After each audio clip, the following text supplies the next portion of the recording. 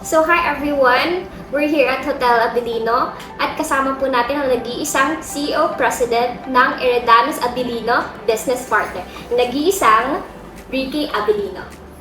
Hi, hello everyone. So, how are you today, sir? I am doing good.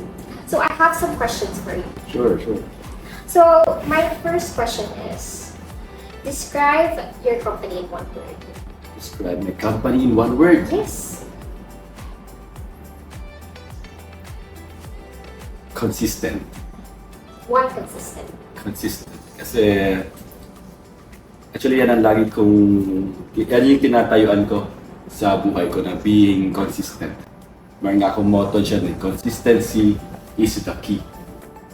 Kasi lalo na sa business, actually in everything, lahat, kahit sa sports, sa school, sa business, or sa relationship, napaka-importante yung being consistent. Kasi di ba, yung iba naman, yung iba hanggang sa simula lang. Pero pag na-encounter na yung challenges, yung problems, or yung hirap na sa mga ginagawa, hindi na sila consistent. So doon nagkakaroon ng difference sa successful sa hindi. Yung pagiging being consistent. Being consistent. So you hear it with the CEO, President of Eredanos Abilino Business Partners. So, I have one more question for you. Ano ang mga expectation versus reality mo when it comes to building a business? Meron tayong kasabihan na expect for the best, prepare for the worst. Meron din tayong kasabihan na expect less, appreciate more. Regarding sa expectation versus reality, sa expectation yan yung goal natin eh. Goal natin sa pangarap natin sa buhay, pangarap natin sa family, or pangarap sa relationship or sa business. So yun yung mga gino-goal natin. Parang itong gusto ko mangyari, gusto ko mangyari. Pero most of the time, hindi nangyayari yun. Ang realidad kasi, it is not easy. Ang realidad, pag inaabot mo na yung goal mo, at mas malayo ang goal mo, mas malaki ang goal mo, ang realidad, mas malaki din ang challenges.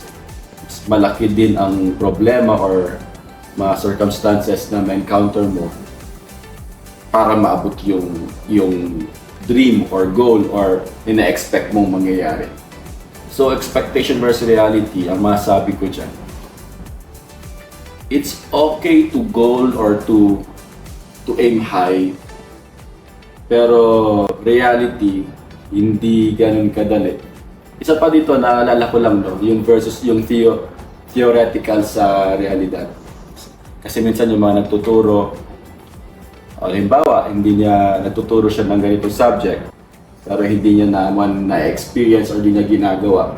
So reality, iba kasi ang technique or ibang talagang ginagawa sa realidad. Actually, marami ko na na-experience kaya sa team ko, pag meron ako makinukuha ang speaker or mga trainer, I prefer yung talagang pinanggalingan nila or na-encounter na experience nila. Kasi yung iba, by the book, lalo pag tinuturo kasama tinuturo, no, kapag yung theoretical lang or very idealistic na parang perfect ang goal or perfect ang process. In reality, hindi ganun. Yun yung ang daming mga hindi nakasulat sa libro na dapat palang gawin or ma-encounter mo pala or ma-experience mo pala. So expectation versus reality, talagang hindi magkatugma yan. Talagang magkaiba yan. Para magka-reverse nga yun. Minsan, dapat ganito magsalita yung pala, dapat ganito lang ka magsalita. So talagang hindi yan 100% or hindi yan talagang in parallel. Talagang magkaiba expectation versus reality. So, pero it does not mean na you will not do your best. Always do your best. And of course, kung may faith ka kay God, di ba? Yung faith mo, yun ang makakatulong sa'yo na you can reach your goal or you can achieve your goal. Pero, of course, yung process and yung reality and yung process. So, until ma-reach mo yung goal. So, you told me about faith in God. So, ano mga pinanghahawakan mong verse na nakaano sa business mo? Ang Number one dyan, yung favorite ng lahat, yung Jeremiah 29:11. I know my plans for you, plans to prosper you, plans to give you hope and a future. Yan naman talaga ang plano ni Lord sa atin for the best. Gusto niya tayo na bless. Siyempre, anak niya tayo eh. Gusto niya tayo na mabuhay na masagana.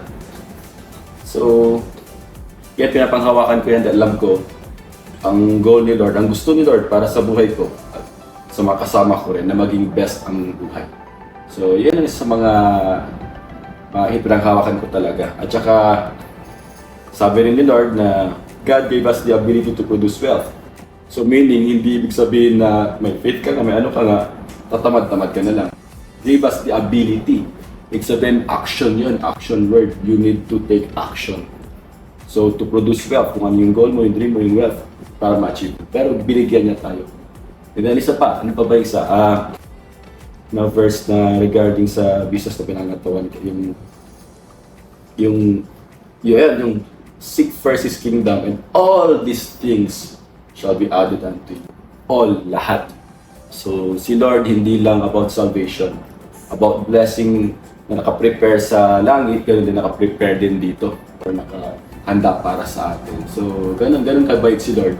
Kaya, alam ko, magiging maayos ang buhay ko, magiging maayos ang magiging family ko, and lahat ng mga kasama ko. That's my faith. So, guys, till next time, that's all.